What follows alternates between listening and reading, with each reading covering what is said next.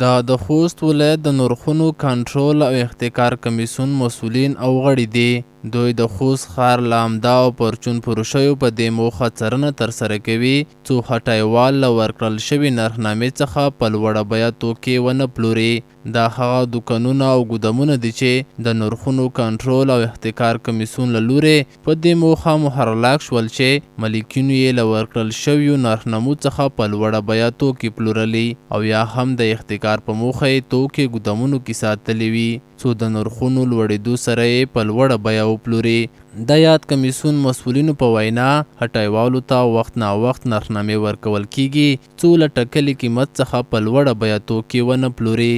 د دوی په وینا په تیرو څو ورځو کې تر 100 پورې هغه هټۍ محرلاک کړي چې له نرخنامو یې په لوړه بیه توکې پلورلي وو او احتکار یې کړی وو. چې د موږ موخه د دغه ګرځول نه او د دغه اجراءات نه د خپل نرخنامې چې د نرخونو کنټرول کمیسیون کومه نرخنامه خلکو ته ورکړې ده د هغې نه دفاع کړل دي. خو چا چې په بازار کې د لوړ نرخ قیمت ورکړی دی یا سامان ورکړی دی یا وړي دي یا بوره ده یا اوړه دي نو د هغې سره موږ دغه ده چې هغه دوکانونه موږ محرلاک کړي دي.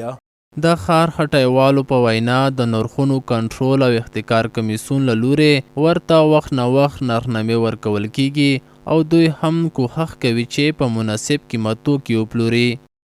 دلته خو الحمدلله په خوست ولایت کې ښه دي نرخنامې لري مسایل کمیسیوني لري د روژې نه مخکې نرخونه بیخي ښه وو جګ وو اوس د روژه چې راتلی روژې په راتلو سره نرخونه یو څه ښه شو. شرولۍ والا بار بار ګرځي نرخونه څوک جګ نشي ورکوی اوس نرخونه بیرته سوکه شول ورو ورو سوکه کیږي. پاکستان لري څه کوم مشکل و نرخونه اوس کنټرولېږي ورځ په ورځ کوم مشکلات نه دي راغلي الحمدلله. بلخوا د یاد ولایت اوسیدونکو د نرخونو د کنټرول او احتکار کمیسیون د فعالیتونو ستاینه کوي او زیاتوي چې دې برخه کې د یاد کمیسیون خپل فعالیتونه لا چټک کړي. موږ تاسو ټول مسلمانان ټول هغه خلک چې هغه کاروباریان دي مشتریان دي خرڅونکي دي د خلکو دپاره باید شای لوړ خرڅ نه کړي. کوشش دا وکړي چې روژې نه مخکې دوی لاس ګټلې اوس باید 2 روپۍ موږ وګټو. نو پکار نه ده چې په دې مبارکه ورځ میاشت کې او د دې ترڅنګ د افغانستان په دې یو داسې یو حالت کې دا احتکار وکړي خپل جنس په خپل مشتریانو باندې لوړ وپلوري.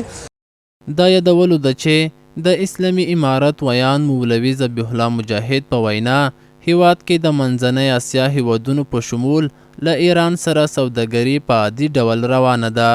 نوموړي له ملي سوداګرو غوښتي چې له کوم دلیل پرته د توکو بیې نه لوړوي.